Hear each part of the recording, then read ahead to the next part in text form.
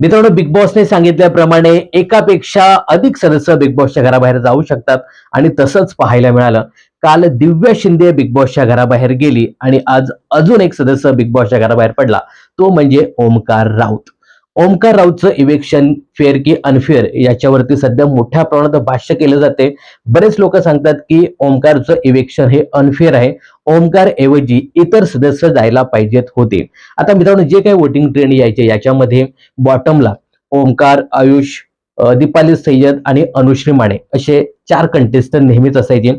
याच्यामध्ये प्रभू शेळके जाऊन येऊन असायचा. टॉपच्या कंटेस्टंट पैकी रोशन दादा होता, दिव्या ते आता बिग बॉसच्या घरामध्ये नाहीये.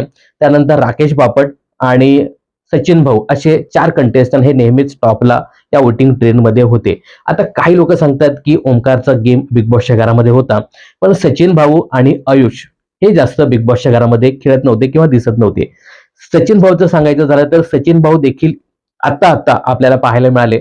परंतु सचिन भाऊ हे पहिल्यांदाच नॉमिनेशन मध्ये आल्यानंतर तगडी वोटिंग त्यांना होताना दिसत होती आणि ते नेहमीच वोटिंग ट्रेंडमध्ये टॉप 4 मध्ये कायम होते. त्यामुळे ते जाऊ शकत नव्हते हे मात्र क्लिअर होतं.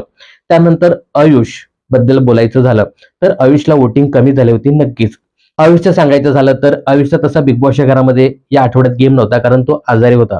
बाकी आयुष सुद्धा खेळायला लागला होता, परंतु आजारपणामुळे तो या आठवड्यामध्ये जास्त दिसला नाही.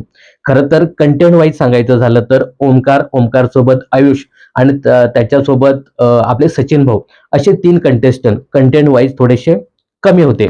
ओमकार आता आता कुठे दिसायला लागला होता, आपले मुद्दे ठेवायला लागला होता आणि टास्क तो खेळतच होता.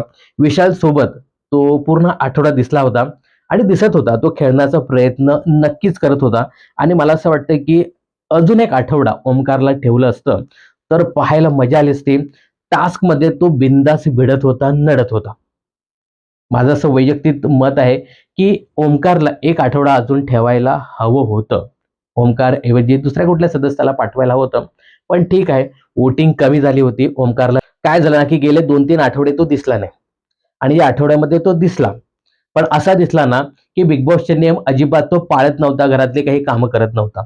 तर तो पूर्ण निगेटिव्ह दिसला. तर याचाच कुठेतरी तोटा ओमकारला झाला आणि तो या आठवड्यात बिग बॉसच्या घराबाहेर गेला. आता असं झालंय, की आयुष हा देखील दिसलेला नाहीये, परंतु त्याची हेल्थ इश्यू असल्या कारणाने त्याला बिग बॉसने जास्त दाखवलं नाही.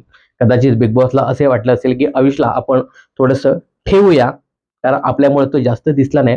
ओमकारला काढूया. त्यामुळे त्याने ओमकारचा पत्ता कट केला.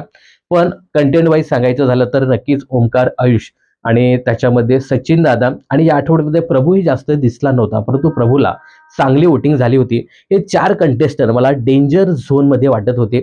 ऑफकोर्स दीपाली आहे या वोटिंग ट्रेंडमध्ये कमी, परंतु दीपालीचा खेळ बिग बॉसच्या घरामध्ये आहे, त्यामुळे तिला काढू शकत नव्हते. अविश्री सुद्धा बॉटमला होती, परंतु तिला इथे काढू शकत नव्हते, कारण ती कंटेंट देते. राहिले कोण? सचिन दादा, आयुष आणि ओमकार. यापैकी कमी वोटिंगमुळे ओमकार हा बिग बॉसच्या घराबाहेर गेला. काय वाटतं तुम्हाला? ओमकारचं इव्हिक्शन फेअर होतं की अनफेअर होतं? माझ्या मते एक आठवड्यात त्याला अजून संधी द्यायला हवी होती. याबद्दल तुमचं काय मत आहे हे कमेंट्स करून नक्की सांगा. बिग बॉस आणि मनोरंजन क्षेत्रातील अशाच फिल्मी अपडेट जाणून घेण्यासाठी चॅनल जर सबस्क्राईब केले नसेल तर जरूर करा.